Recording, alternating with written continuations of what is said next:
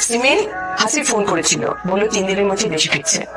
ওরা চাচ্ছে এবারই বিয়ের অনুষ্ঠিত করে ফেলতে। ঠিক আছে, তাহলে ওদের জানিয়ে দিচ্ছি ব্যাপার।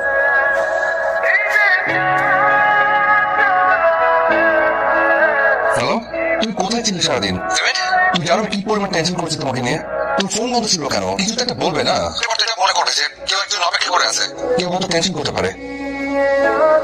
আমার তোমাকে কিছু কথা বলার ছিল। কি কথা? আমি না অতি সাধারণ একটা মেয়ে, আমার জীবনে তেমন অসাধারণ কোনো ঘটনায় কখনো ঘটেনি। আমার জীবনের সবচেয়ে অসাধারণ ঘটনা ছিল তোমার সাথে দেখা। তোমার সাথে হঠাৎ করে আমার দেখা হয়ে গেল।